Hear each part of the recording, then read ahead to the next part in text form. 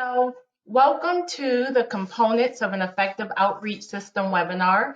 I am Amber Freeman, the Training and Technical Assistance Coordinator with CCEH. We have a good amount of information that we want to share with you today, but before we begin, I just want to go over some housekeeping. So because this is a webinar, you all are all muted, but if you can type in any questions at any time in the questions box, we'll be sure to get to them, and there will be a question and answer segment at the end of the webinar. Also, this webinar is being recorded, and a link will be sent out to you all after the webinar, along with the PowerPoint presentation, other supporting documents, and resources. So for today's webinar, I have my colleagues at CCEH joining me. I have Carl Asakanen, who is the Youth Systems Coordinator, as well as David Gonzalez-Rice, who is our Senior Program Manager. And as I said, this is the second session of a series. So we previously did a webinar on outreach and went through the basic framework of outreach and really did a good job of setting the groundwork. So today we're going to go and do a deeper dive into outreach and really speak to designing a strong outreach system, having a multidisciplinary team approach, developing strong connections with schools, giving you all some information on coordinated outreach tools and processes, as well as outreach plans. So I am going to hand it over to David to talk about designing a strong outreach system.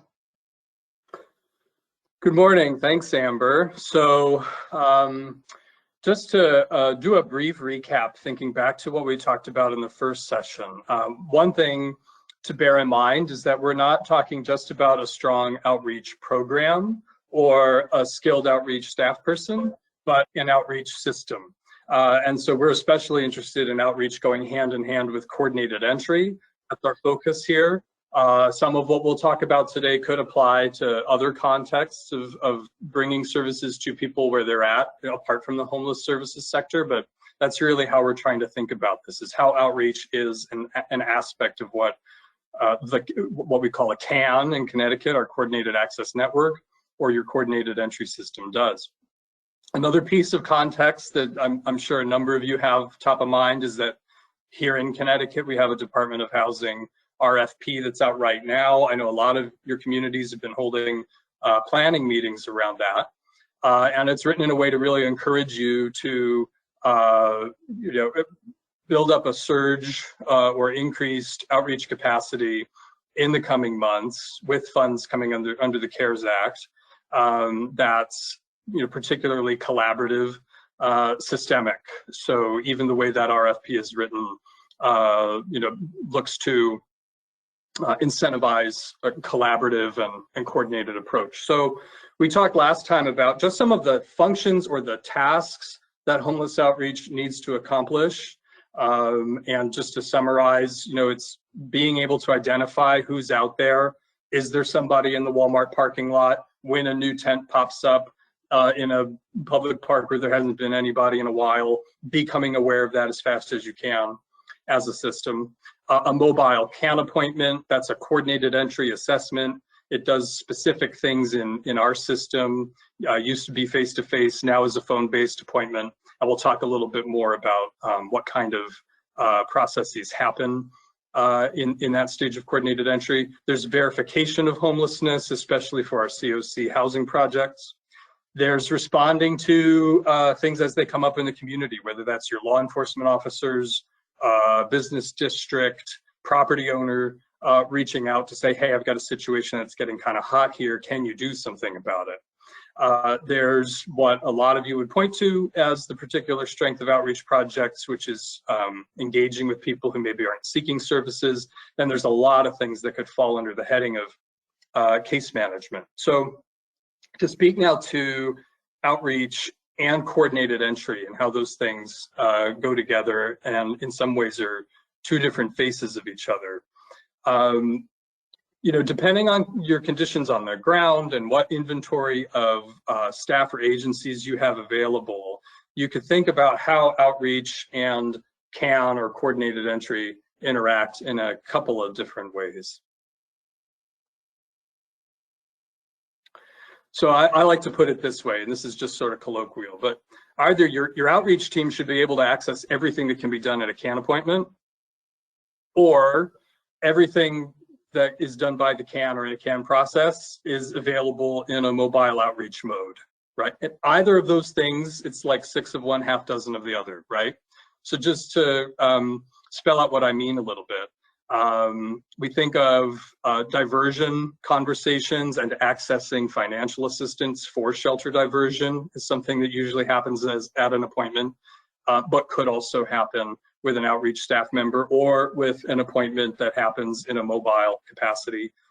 Getting placed on a shelter prioritization list, having your HMIS records started or updated or completed in different ways, being assessed for and referred to the by name list for housing vacancies. In our state, that's still done by the VI SPDAT.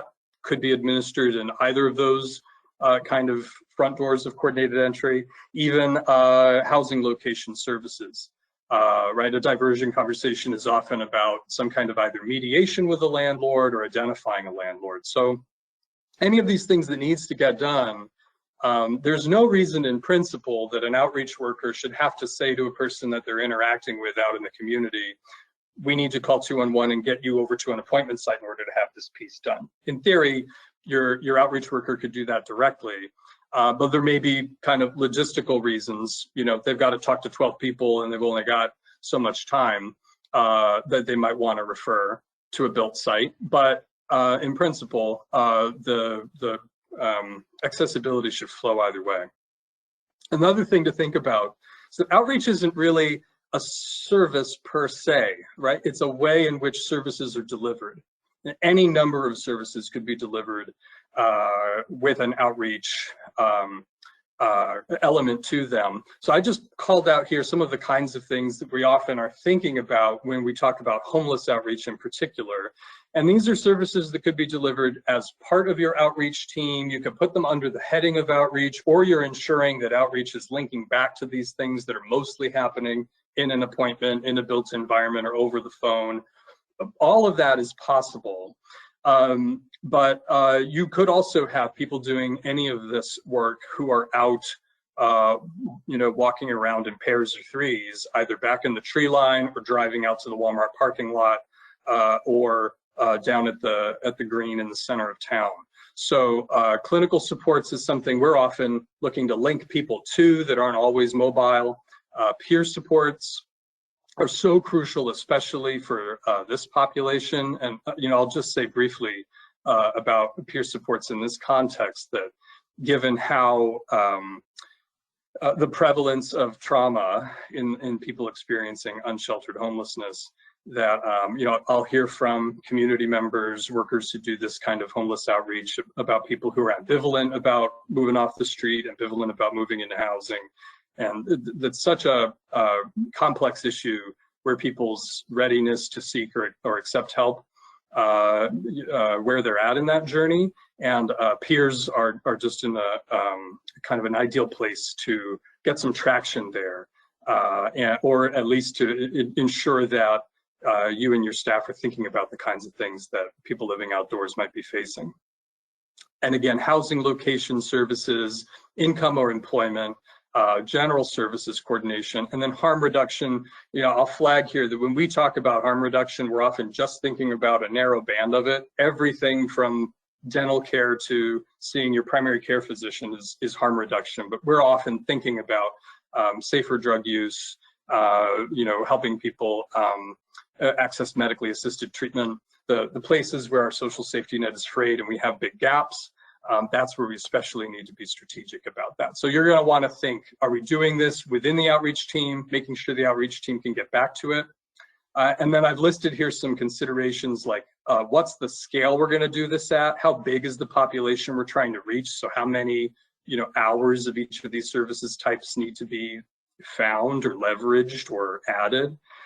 What's our geographic scope? Are we doing this within the region of our CAN? Are we doing this within our own municipality? Are we housing staff at agencies that have catchment areas that are going to serve the whole population that needs to be served? Or do we need some kind of a targeting strategy to get that done? And then my 3 R's down there at the bottom, just a prompt to think about.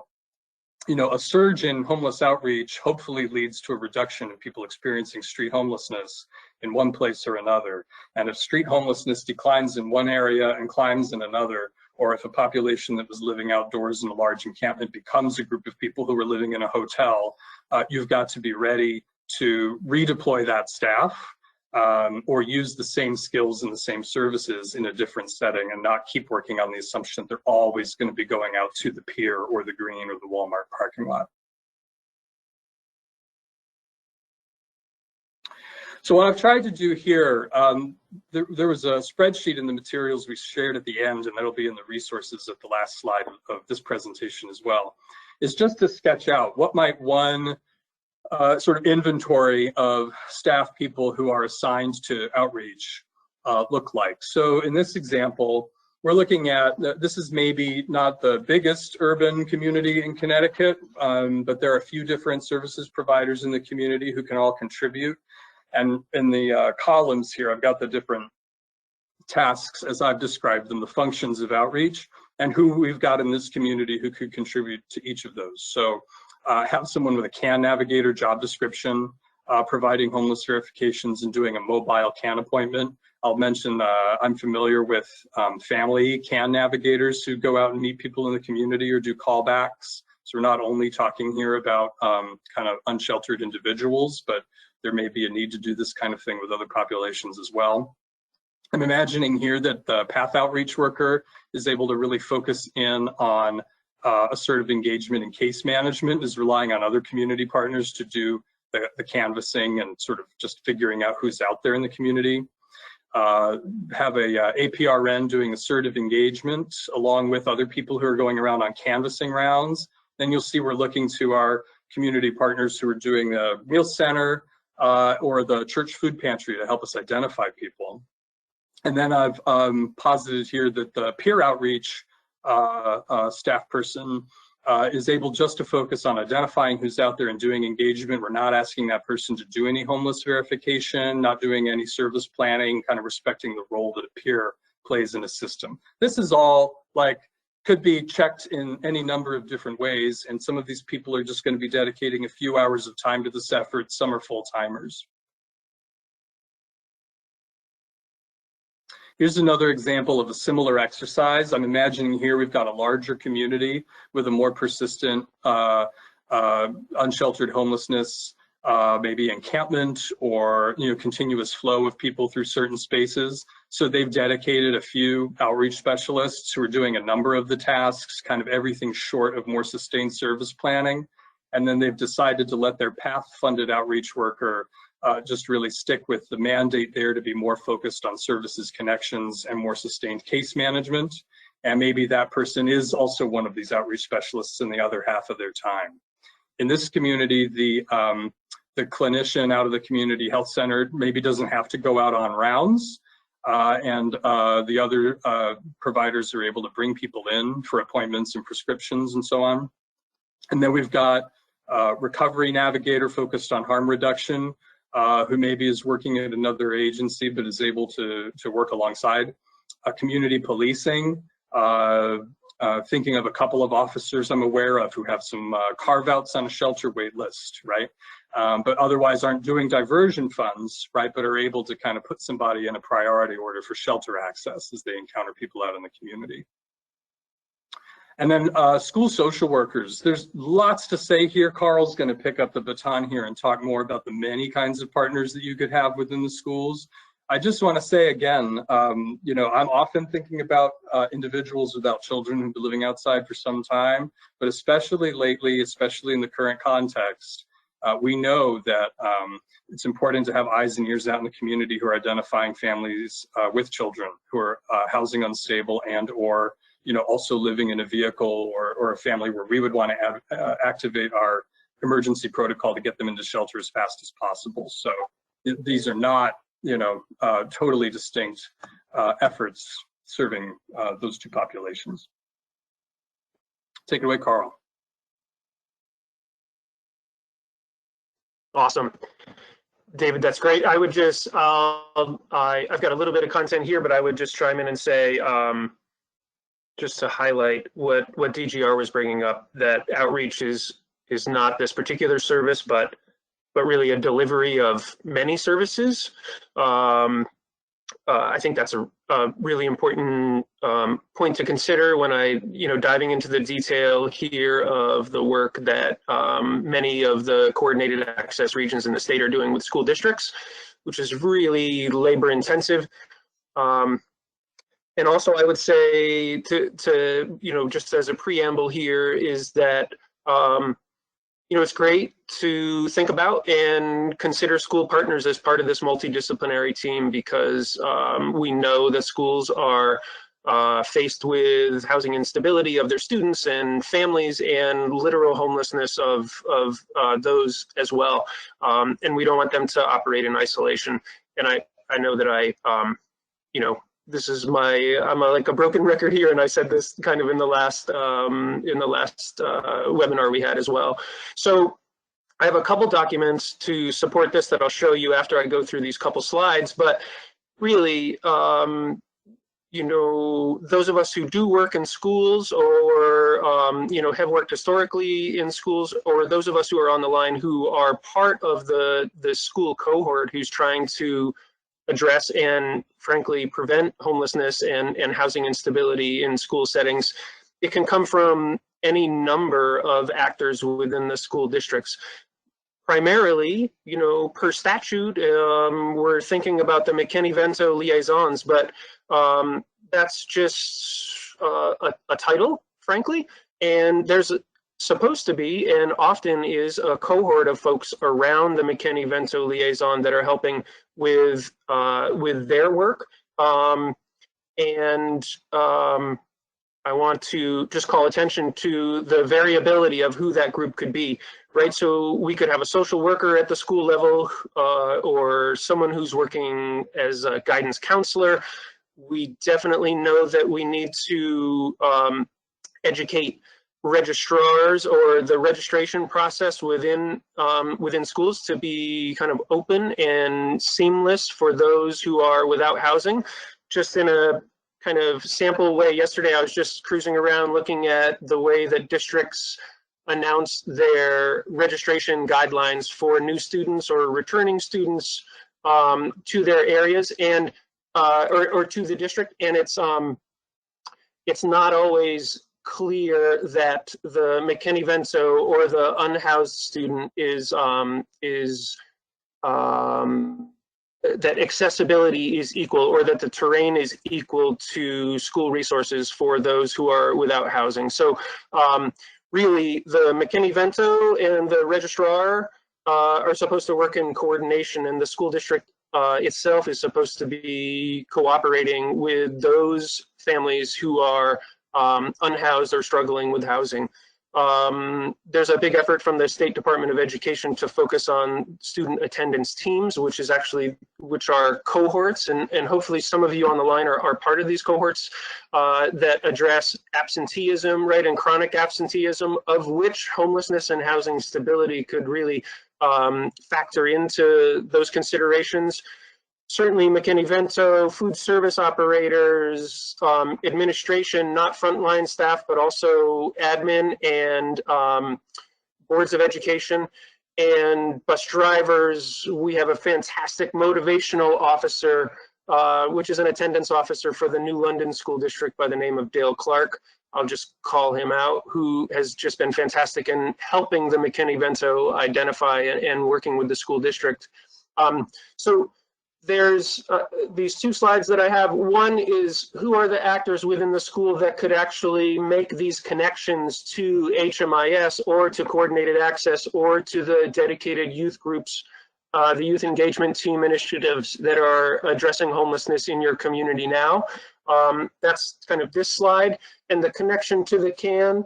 I don't need to go into that detail, but this is around what type of outreach, some of the details David is talking about and the resources that are available in each region. What does outreach look like for your region?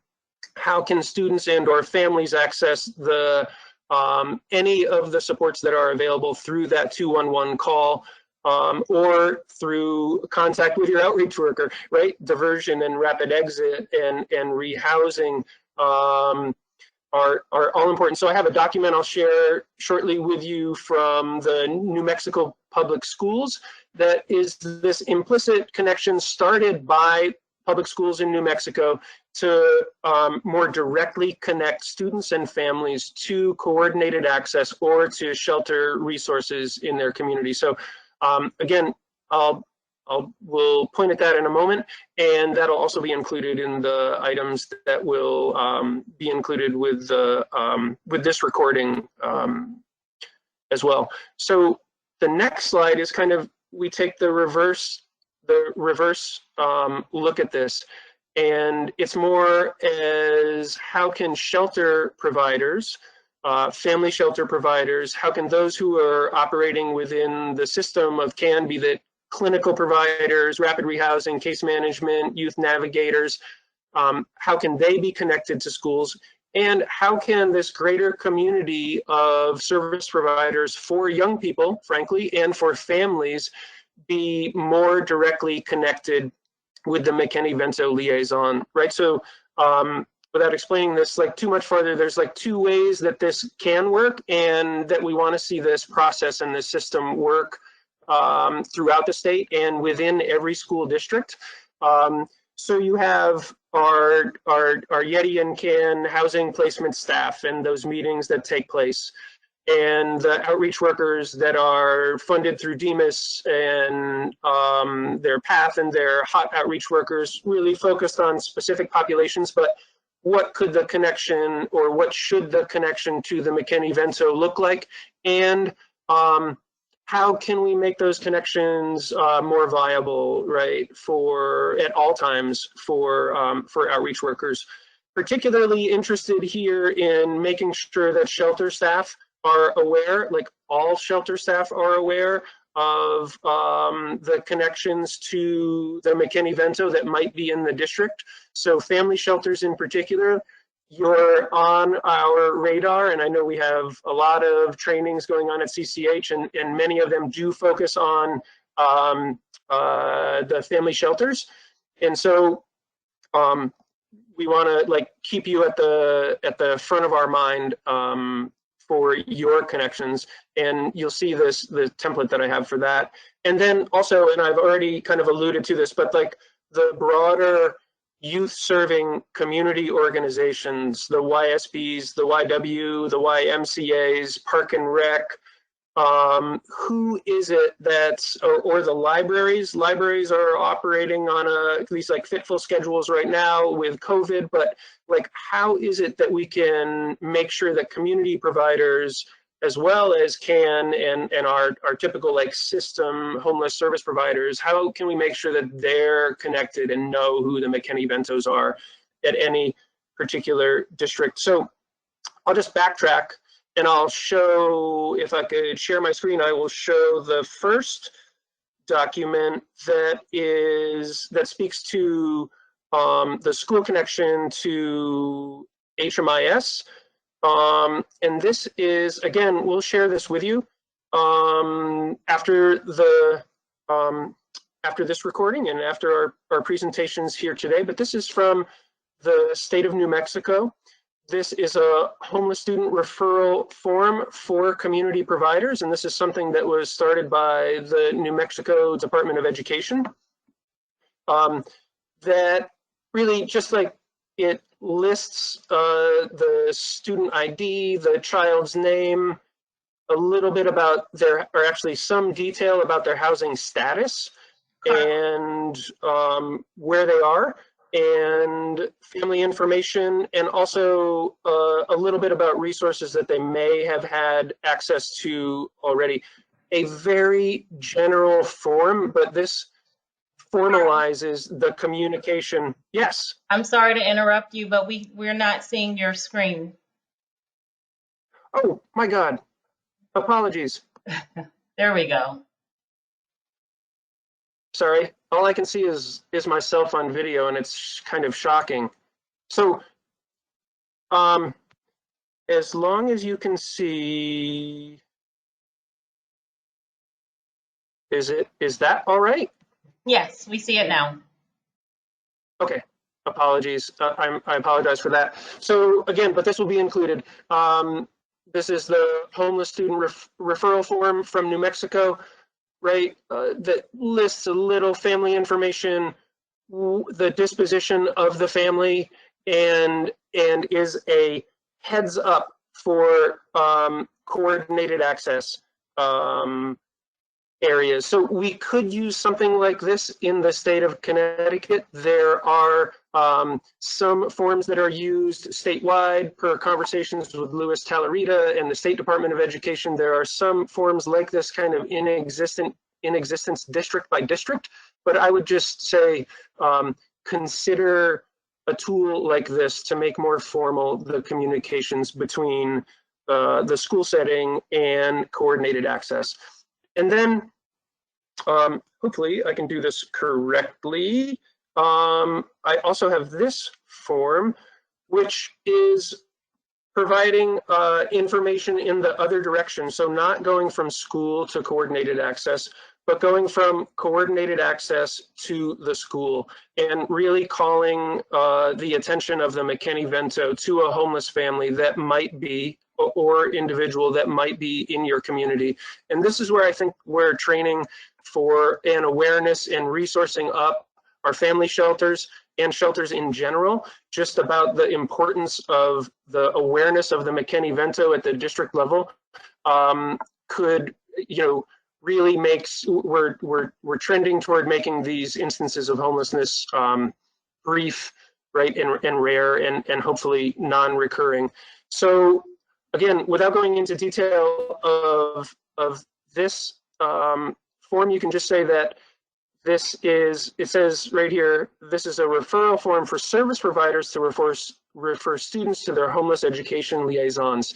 So this is the direct connection from CAN operators, or could be from CAN operators or Yeti folks or outreach workers, to make sure that McKinney-Vento liaisons who are tasked with representing and resourcing up and making sure that the educational terrain is equal for students and families, making sure that both sides of the equation here understand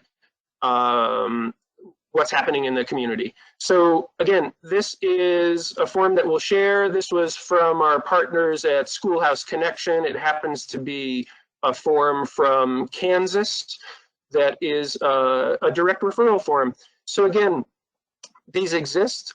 I'm not sure if this exactly exists within the state of Connecticut. I've shared this with our State Department of Education partners, but it's an opportunity for us to share information and an example of the different levels of connection and communication that are required for this, for this system to actually operate as a system, so no one is in isolation. So again, we'll share with you these forms electronically, and more to come about them. I think I might cast that back. That was a little deep dive into a little bit of the school detail and what we are looking for and what kind of exists in some areas of the state. But we want to try to make sure that there's an awful lot of school districts in the state. This is a lot of heavy lifting for us to do by ourselves in our regions to make sure that we outreach to every school. This form could actually make these communications a little easier, or these forms could make communications easier. And that's kind of what we want to highlight here, is like, how can the system be more open, and how can utilizing these forms like kind of expand our network and make sure we're acting kind of on one sheet of music as a whole network as much as possible. So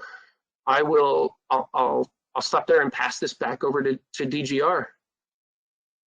Thanks, Carl.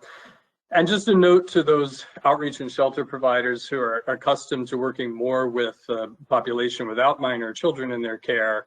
It's been my observation, it's hard to put a number on how often this happens, that we do see people accessing shelter or staying in a vehicle who still have custody and care of their children, but on their way to accessing shelter or leaving their place. The children went to stay with a family member, right? So knowing about the rights that family has, both while you're working to parents' homelessness or to follow them into housing. Just remember that these the education rights protected under McKinney-Vento continue to apply to school access for students who meet a broader definition of homelessness, even within the whole academic year after their period of housing instability or homelessness. So I want to talk a bit about just how to organize all of this different work, the different kinds of tasks that need to get done, the different players who are in the mix. So collaborating across agencies or in a team or network approach implies a lot of information sharing, right? And tracking who's got the ball on which piece of this. And if you got GPS coordinates shared with you by a hiker, who's been out there? And if you've talked to the person in the car behind the Walmart and somebody else has talked to Joe with a red hat, how do you eventually come to realize that you're both talking about the same person, right? So what I've tried to do here is just to indicate some of the different kinds of processes, which often will be lists or smart sheets or referral portals that you might need to put in place.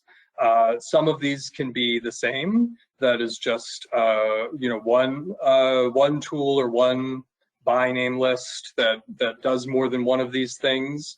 But if you have a big enough system with enough players contributing, you might find that you need a few of these different things. So taking it from the top, a queue of all reported homelessness. This is the broadest catchment that you can get of descriptors, locations, names.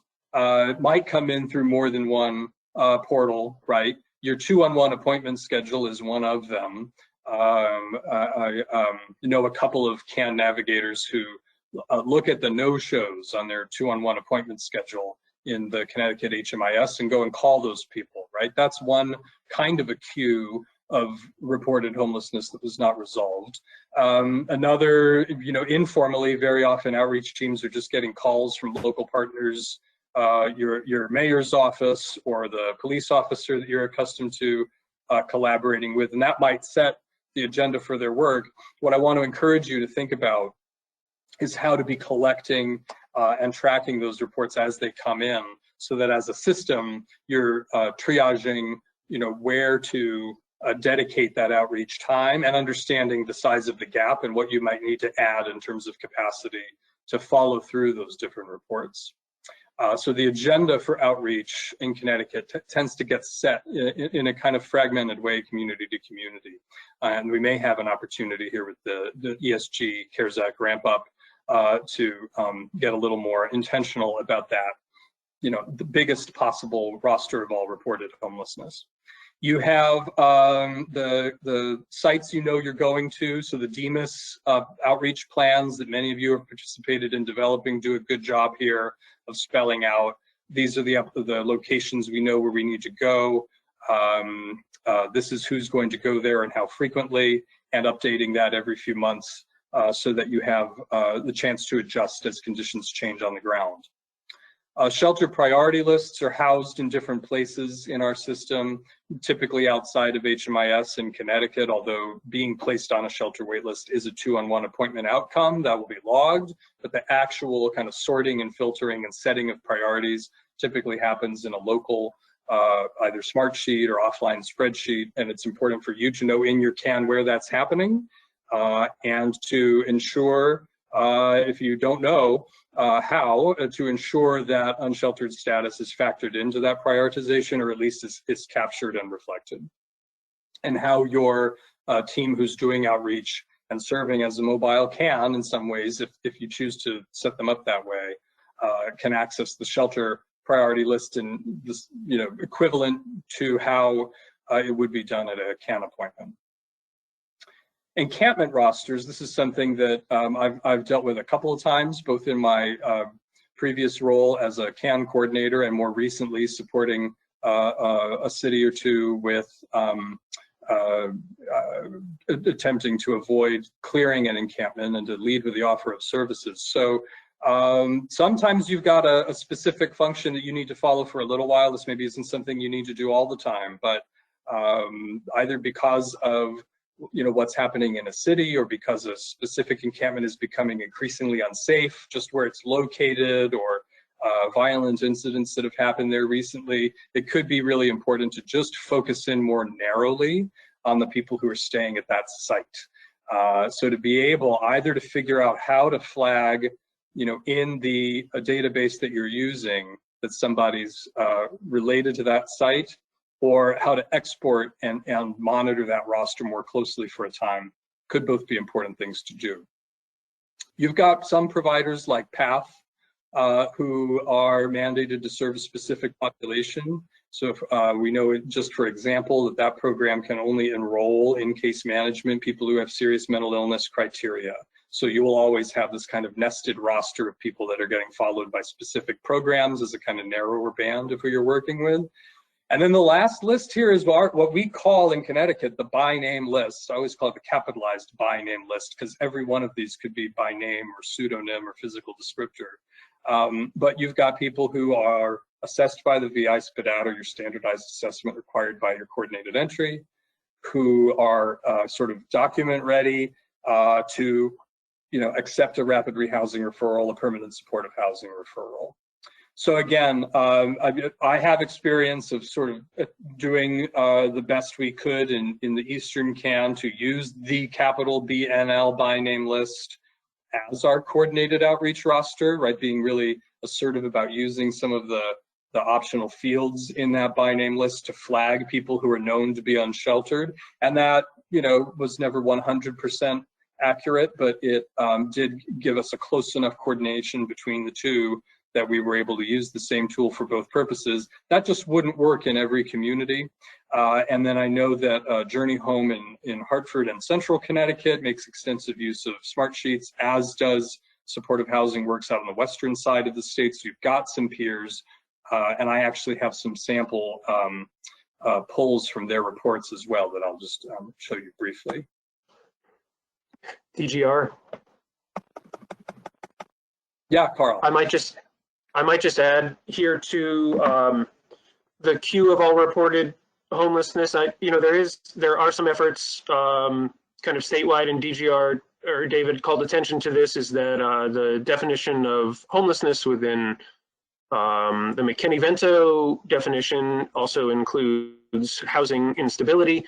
The SDE collects this information 3 times a year from school districts, reports on it a couple times, and they divide this information into housing unstable families, or families who are doubled up and attending school, and those families who are literally homeless and within the shelter system. So when you're dealing with schools and you deal with McKinney-Ventos or school guidance officers who are talking about homeless students, just realize, and this group on the line probably knows this already, but just realize that the definition is a lot broader, and includes families who are doubled up. And the numbers from SDE are about, they estimate, and based on recording from school districts, there's about 5,000 students each year or so who are homeless, and of that, probably 2/3, or 3,500 or so are doubled up, and the others are literally homeless, and so about 1,500 are literally homeless. And then within the literal homelessness group is also the unaccompanied youth, who were particularly worried about in particular minors. So I would just say there's a little more of a breakdown for this queue of reported homelessness for school districts. So when we wade into that water or engage with those partners, they have a kind of a larger universe that they're trying to address. Absolutely. So I want to talk a bit about different kinds of referral portals. I've put a couple of screenshots in here of ways that these have looked in different communities. So I mentioned 2-on-1 already. I'll come back to that because there is a way in which 2-on-1 can also serve to screen and kind of queue up reports from the broader community. This example is from Los Angeles Homeless Outreach Project. If you just Google LA HOP, it comes up pretty quickly. They have a pretty robust referral portal. You can click into here and provide lots of details, get a ticket back when your request for outreach has been answered as a general community member. There is a lot of educational material here on this landing page, you know, to encourage a person who might think about putting a request through here to look, you know, call 911 if it's an emergency, to call your appropriate municipal department if this is about bulky item pickup. So all that to say, one of the strengths of this kind of approach is that you do get the widest possible catchment. There are also some important cautionary tales from communities on the West Coast. I think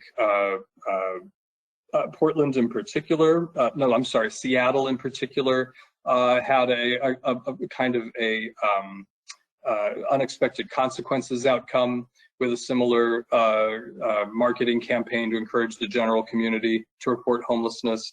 And I'm aware from National Alliance to End Homelessness Conference, where I can't name the community because this information was not published at the time, but the anecdote was shared that this one community had switched from setting their agenda for their work among a collaboration of social workers and people living in encampments to responding to community callers to 311 that would determine for the outreach worker in the morning, okay, there's a 311 call that wants to send me here.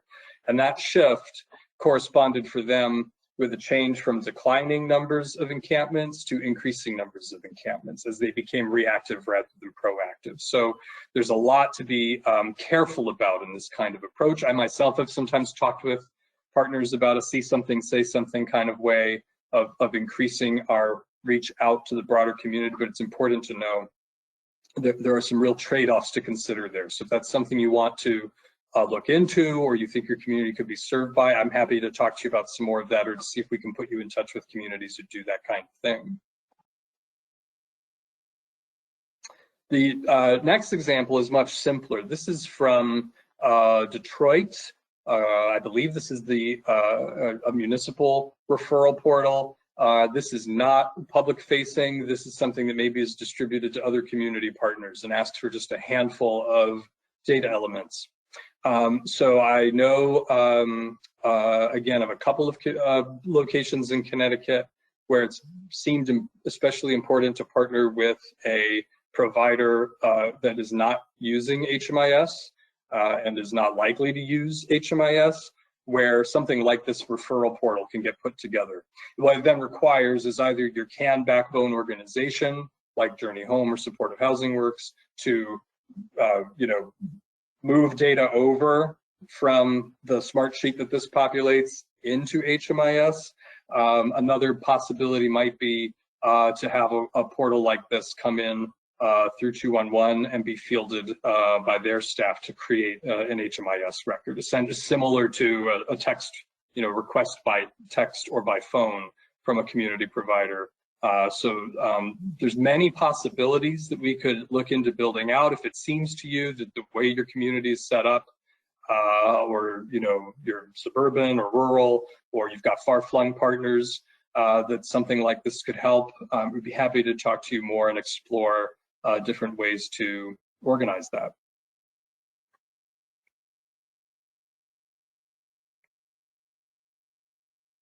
And then all I've done here, this is a pretty ugly slide, is just look at some of the different, you know, I referred to there being different sorts of reports or lists that may be nested or may be different.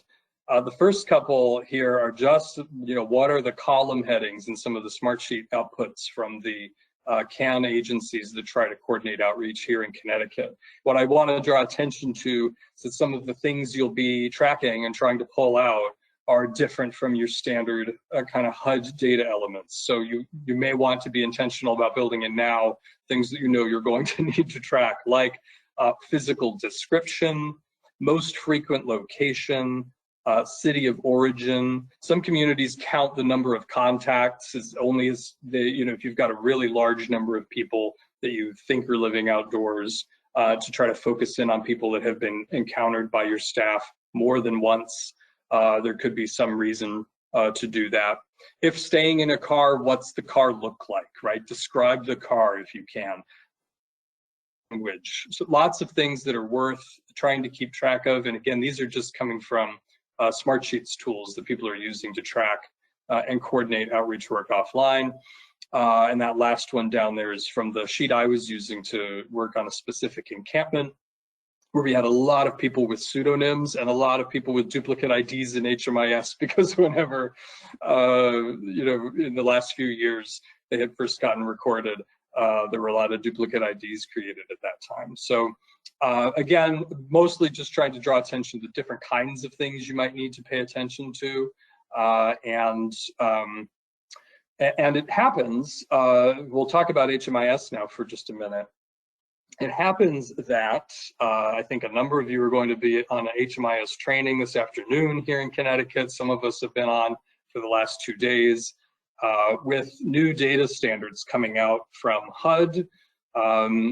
We have a different emphasis on certain data elements within our HMIS. So I want to talk for a minute about what are the existing tools within HMIS that you can use, but also just to acknowledge we're in this transition moment where I'm going to see the new user interface this afternoon for our Connecticut HMIS, as a lot of you will.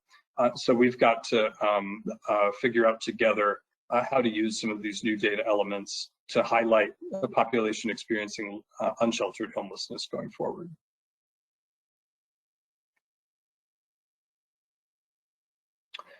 So I've mentioned before that our by name list in Connecticut has the option to flag a client as known to be unsheltered. That requires that the person in your CAN region who has by name list editing privileges would require that person to keep that field live, or to grant somebody who's closer to the outreach effort the permission to update that status themselves. So you have different options here. I've experienced both tighter control over how many people can change by name list, which kind of increased one kind of quality of the data in that list, but also meant that it wasn't always as inclusive of everybody who was currently homeless, or wasn't always updated as fast. So there's some trade-offs there to think about in how your by name list data is managed. That capital BNL of people who've been assessed by the VI is one place where you can track unsheltered status in HMIS as it's currently set up. You have another option here is to make wider or different use of an HMIS outreach project. One CAN that Department of Housing and I were collaborating with set up a sort of citywide outreach project that was not specific to an agency. You could do the same thing for a CAN-wide outreach project. So you may not have a funded formal, say, Path Street outreach program with case management, but your collaborative has the need to produce a client roster and create that record somewhere. It's entirely possible to set up a dedicated street outreach project that encompasses everybody who's served by that cross-agency collaboration within your city or your CAN. And then I'll just point out lastly that, and this is what the bottom right thumbnail there is trying to call attention to, the current living situation data element in HMIS is assuming kind of new importance. So I'm keeping an eye on so what's the expectation of how live that will be kept? How easy will it be for your staff to update that regularly? It's my goal that a lot of the things we're looking to program enrollments right now to accomplish could be accomplished by updating current living situation with or without a program enrollment. So we're going to see if we can make more use of that going forward.